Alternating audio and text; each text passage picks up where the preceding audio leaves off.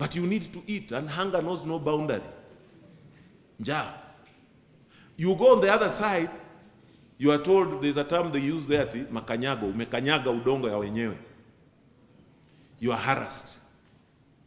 So it is bringing a lot of tension. To an extent, some of these things you are hearing about Migingo, I went there and it's just a small rock. But when you go there, the population is so big.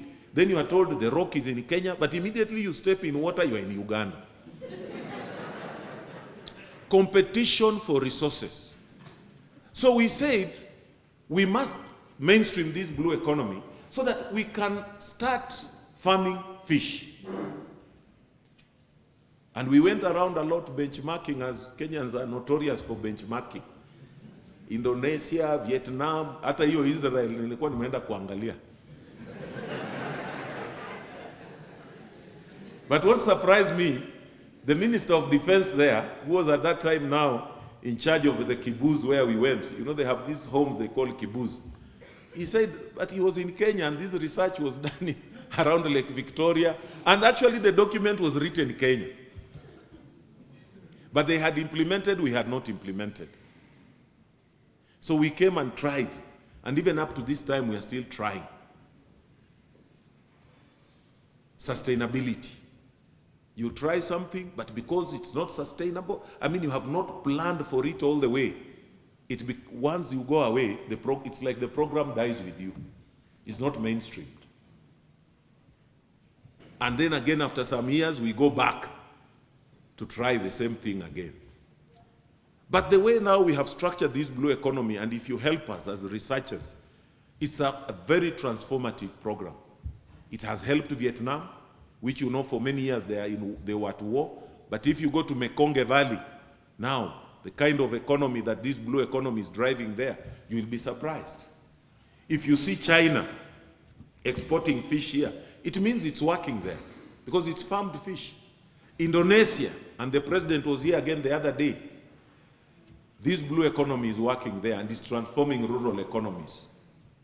So we need to work. When we say, why Kenya? There is something. Politics aside, there is opportunity for us to grow this country. But sometimes we play so much politics that even something that is supposed to help you, you will just oppose it because either you don't like my face. It has nothing to do with economic decisions. But if we really talked economics, I think there's something on the table that we can do to transform this country. And you are the people with the data, you are the people with the research. If what I'm saying is not true, you can give us research to say either you're on the wrong path. But transforming rural economies, going down there and trying to eliminate extreme poverty as we envisage it in our sustainable development goals, in our Vision 2030, in your bottoms-up economic transformation, in my word-based economic revitalization program. I don't know whether we are all wrong, but I believe that's the right track to do. If we do that, we are going to get better as a country. Lastly, I just want to say that as we do this, I want to just share with you, because you are part of Kenya, and you have said, this Economic Society of Kenya, we want you to be our partners in counties. One of the biggest weaknesses I've seen in counties is this Department of Economic Planning. You know, sometimes we put it together with finance. And when you put economics together, every time you speak with even the policy makers there, you are just talking finance. The economics of it is not seen. To an extent that even somebody thinks when you allocate money to the economics department to be able to do research and do this kind of thing, they don't think it's important. Like now, you know, we have just started our budgeting cycle. Tulimaliza our CIDPs. We are now currently, I think because of the legal time frame, we are now doing our ADPs. But where are our economists to help us? I think even at national level, that's what they are doing. Because in the counties, those are the meetings we are doing. We need to approve them. They go to the assembly, blah, blah, blah. And this is the cycle has just started now. But you will hear some people waiting until that time of budgeting is when some people think that now budgets are being made. We don't understand this budgeting cycle properly. Because this is the time when policies are being formulated. Si ndio tunafanya ile our annual development plan. Si ndio wakati, I think we are supposed to, like in the counties, we should have done it by today. So today is first. We are supposed to do it by 31st. But you go to the counties and see what happens. Na mimi nafikiria hapo ndio economies wako. See, that is the role you should be playing. Now, hii economic society, if we are not teaming up with the counties to make sure that we bring proper hygiene in the way counties are treating that process, you come at the end. Those departments have got no funding. They have got no budget. Sasa nawauliza, nyinyi mnafanyia watu budget na nyinyi wenyewe hamna budget ya kufanya research. Those are the realities in the county. Daktari, sio unafanya research na umekuwa na counties na umekuwa Kilifi. What are some of the challenges the counties are facing? Si ni vitu ya kuplan. Planning is one of the biggest problems. Like me now, with this word-based transformative agenda, I'm growing cotton because Kenya is importing nearly all our cotton.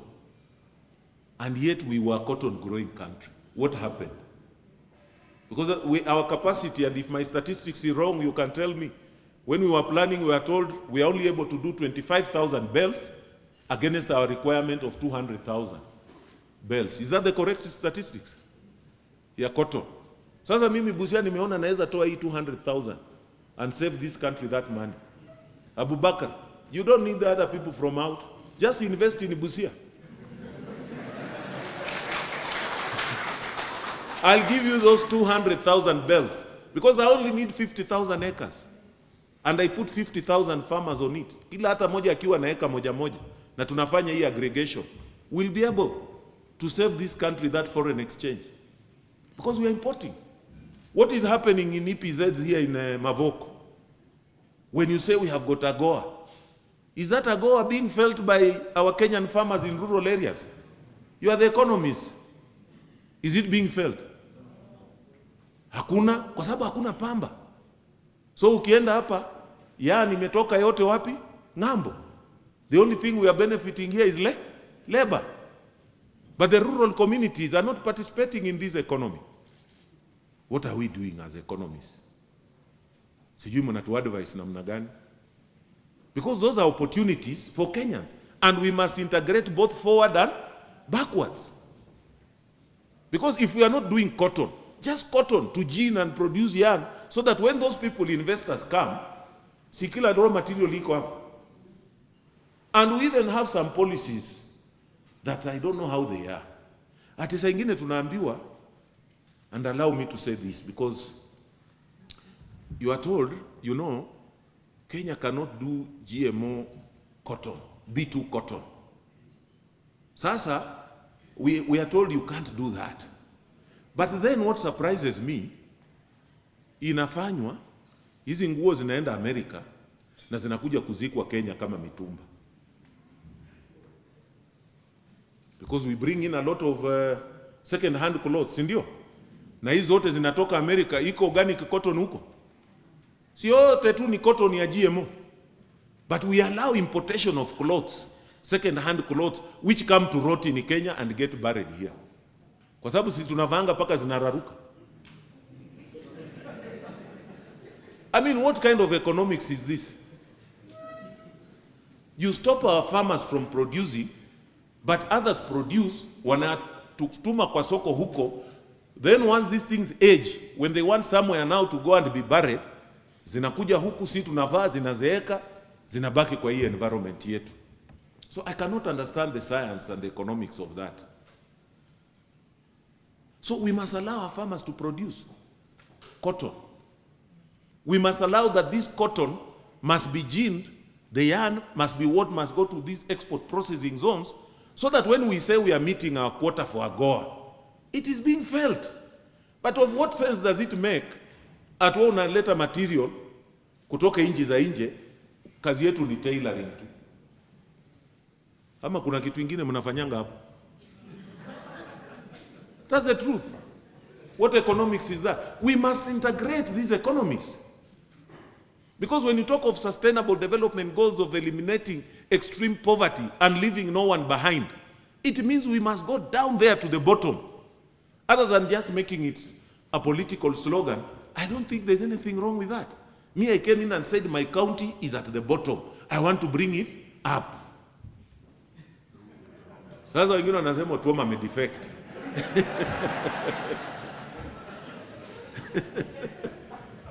Because we are not understanding. Are you getting me? But I'm challenging you that as you formulate these policies and as you do research, let us also be truthful to our people. I went and saw another company, hapa. I think it was in Kitui here. A parastatal being supported by a county government, but there is not a single cotton grown in Kitui that goes into that factory. Hakuna. So which economic model is that? Why should government spend public money to do something that is not uplifting the rural community? Those are the truth. Another area that we are doing, we have been told, and I think you can tell me again, are we spending 110 billion shillings to import edible oils? Are those the figures? See, I think I'm talking to economists. You know, I'm not an economist, but I encountered, I think he's now Professor Nyandemo. I encountered him somewhere. Oh, where is he? Professor Nyandemo is here. Eh? He was? No, I encountered